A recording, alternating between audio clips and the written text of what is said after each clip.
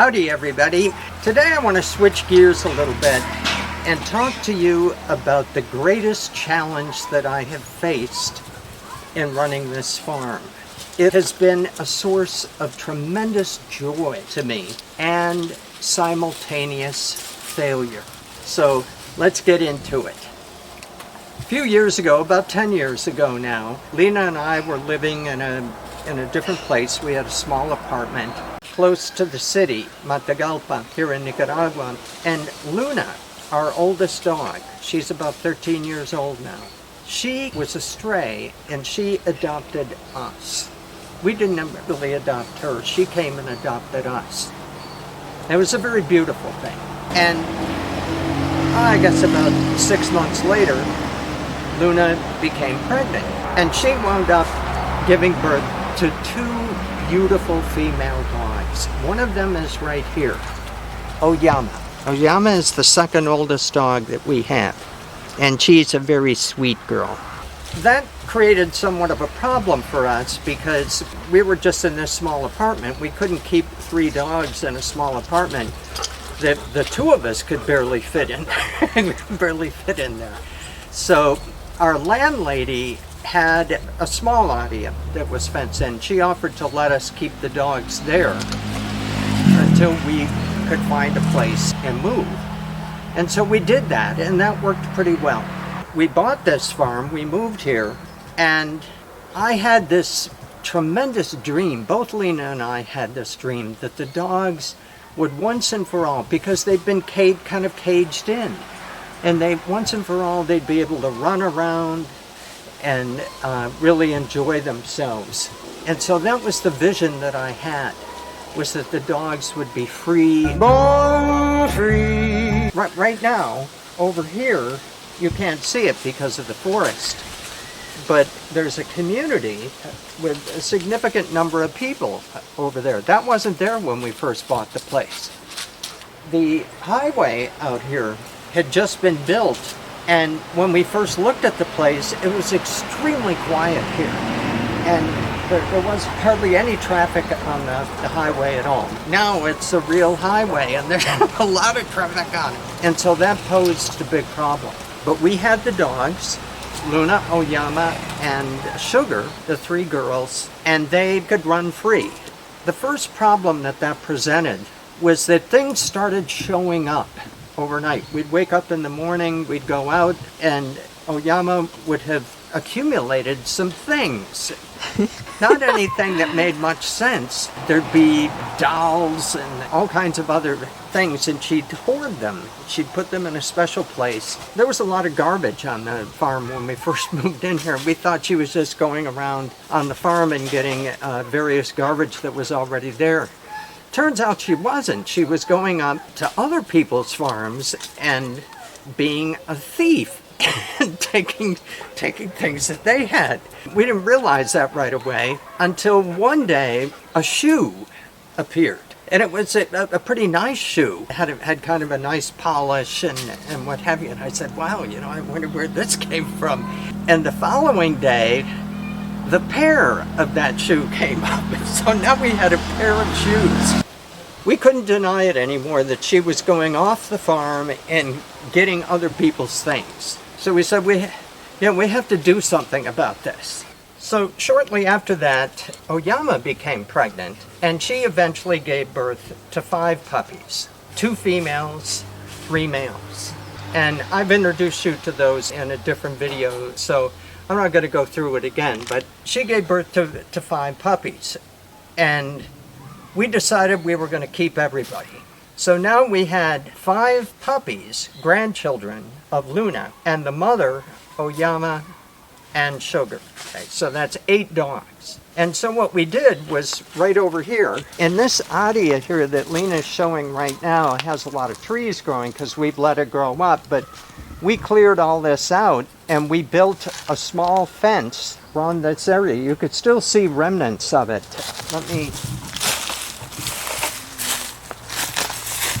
There's remnants of it right here. It was made with kind of a cheap metal material. Anyway, that lasted for about 2 weeks. before the puppies figured out a way to get out of it. And that started us on this journey that we've been on for a few years now, trying to figure out how to keep the dogs safe on the farm. And as I said, it's been the source of my greatest failure. The dogs have been the extreme source of joy for both Lena and I, but it's also been our greatest failure. Because remember, we wanted them to be able to run around. And what we ultimately had to do, because one of the babies we lost to the highway, her name was Brownie, and she was killed by a truck going down the highway. And then not long after Brownie was killed in the highway, Sugar also, we lost Sugar in the highway too. And we said we had to do something. One of the other things that happened about the same time was that both Gray, who was a little girl, and her mother, Oyama, were going over here into the community and stealing chickens. And we had to go over and pay them to replace the chickens. And that became a problem as well. And so we decided to build a big fence around the house that could give them room to run around and have fun, but at the same time protect them from going out into the highway. Because for some reason, dogs are attracted to the highway. They want to go there. So that worked for a while. So let me take you here to this door. We have this door and 3 others in the attic. And the first thing that happened was we didn't have these bars in the door originally.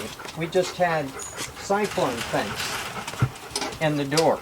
And the dogs figured out a way to get through. They just kept pressing through, and they made a big enough hole that they were able to get through. And so I blocked it up. They got through anyway. And now, as you can see, they're still, you know, even though we put the bars here, they can't get through. They're too big to get through now. But what happens is that the males urinate here, and then the urine eats through the metal over time, and they're able to come through and eventually knock these bars out, and that's happened. We had to have all this replaced. About this same time, the male dogs had reached a level of maturity where they started to notice each other. The male dogs started fighting with each other for dominance and also for access to the females. That presented an enormous problem for us because Buddy and Ordeon, each one of them to this day still believes that they are the alpha dog of the pack. And they will not accept the other one is the alpha. And so they fight.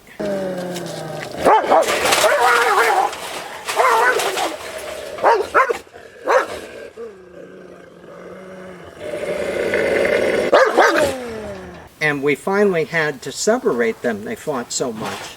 And that separation involved us building another fence higher up here on the property. You might not be able to see very well, but this is the greenhouse. The greenhouse here, and the fence goes all the way behind the greenhouse and around, and uses this common fence for both. And they, so we could separate Ordeon, particularly from Buddy, but also from Pudine, because all 3 of them, Dean and Buddy, were fighting against Ordeon. And it got pretty bad, very bloody. These are big dogs. So we built this north side fence. That worked for a while. And then the big problem started. Buddy figured out how to open up the Cyclone Fence, to make a hole in the Cyclone Fence. This was quite an accomplishment on his part to do that. That Cyclone Fence, that wire on there is pretty thick. And he figured out a way to open up a hole in there. And so he would escape. Don't fence me in. He got out into the community.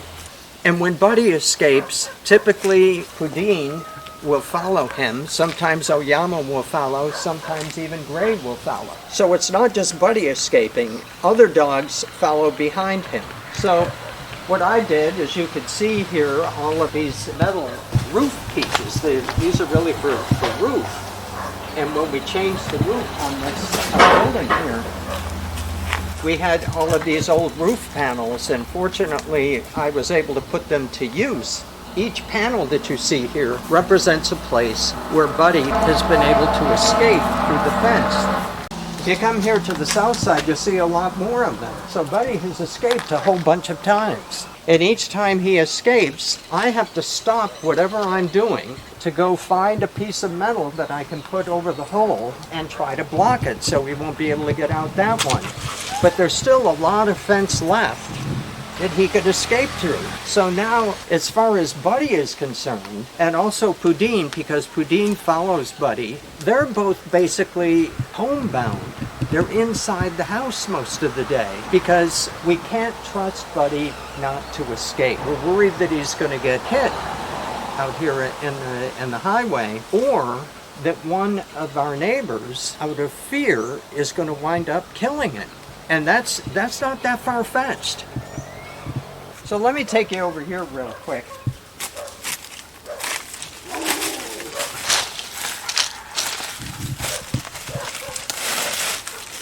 Now, as you can see, the cement is right in the Cyclone Fence here. It wasn't always that way. Normally, when you install a Cyclone Fence, you have one of these pieces of metal down here, and you attach the metal to the cement, and then you attach the Cyclone Fence to the piece of metal. Okay. But Buddy was breaking that connection between the metal down here and the Cyclone Fence, so I had the guys come out again and put a layer of cement. You can see it right here, a few inches of cement, so that Buddy wouldn't be able to do that anymore. Well, that worked for again, a couple weeks. And then suddenly Buddy figured out a way to open up the fence anyway. Don't fence me in. So I'm now running out of metal to cover up the holes that Buddy makes and the other dogs that follow behind him.